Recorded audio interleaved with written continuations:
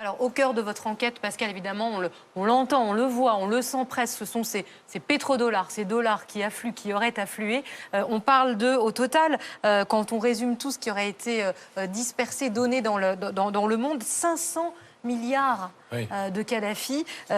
Qu'est-ce qu'ils sont devenus?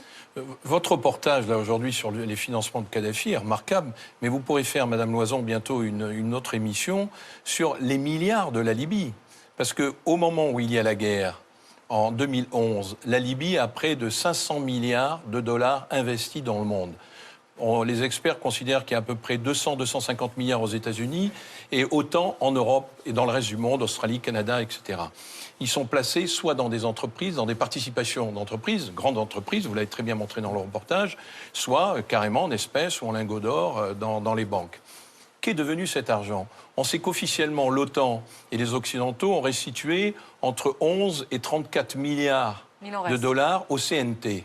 Donc les 500 milliards dont on parle, et je ne parle pas des 50 milliards investis à travers le LAP sur le continent africain, mais où est cet argent?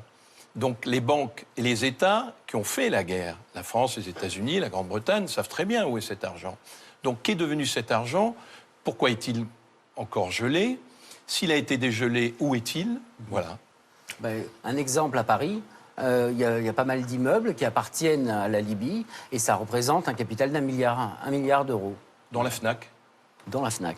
L'exclusivité de Pièces à conviction ce soir, c'est évidemment cet extrait de l'interview réalisée par notre consoeur du Figaro, Delphine Minoui. On y entend, vous avez entendu, Mouammar Kadhafi affirmant qu'il a répondu à la demande de Nicolas Sarkozy de financer sa campagne.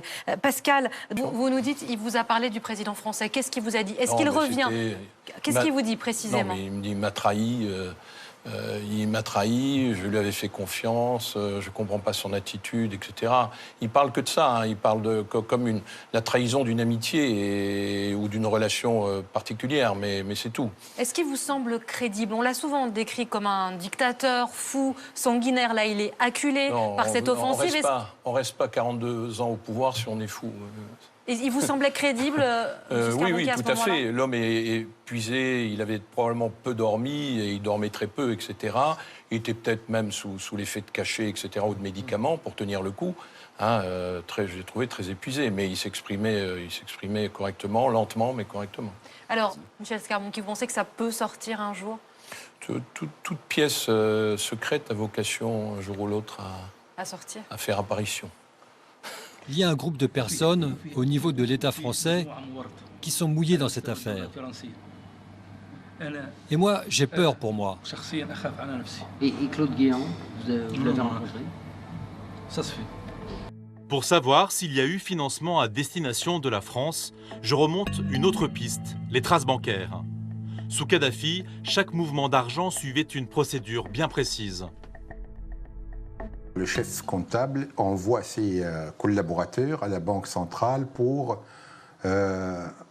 prendre de l'argent liquide. Et puis, il met ça dans un coffre-fort.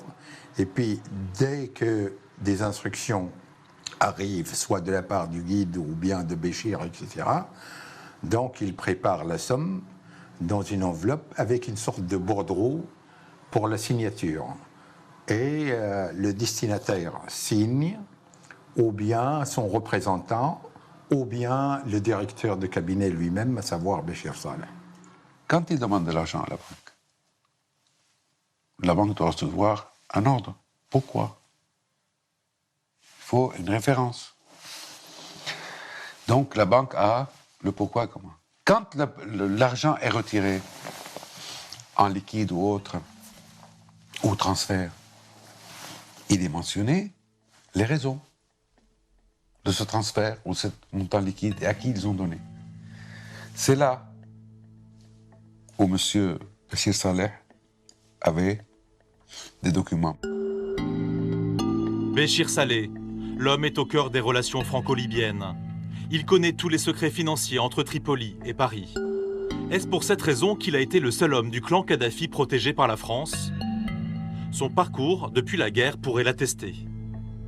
Fin août 2011, à la chute de Tripoli, il fuit la Libye et rejoint Djerba en Tunisie. Mais sa sécurité est menacée. Selon Ziad Takieddine, il est exfiltré avec l'aide discrète des autorités françaises. Il a été extirpé du Tunis, où il était, par un avion de Dassault, accompagné de l'ambassadeur de France, M. Boris Boyon. Donc il monte dans l'avion, il le ramène en France, et voilà. L'opération a lieu en novembre 2011. Pendant plusieurs mois, l'ex-directeur de cabinet de Kadhafi va vivre en toute tranquillité dans la capitale. Grâce à un contact, j'ai retrouvé sa résidence parisienne.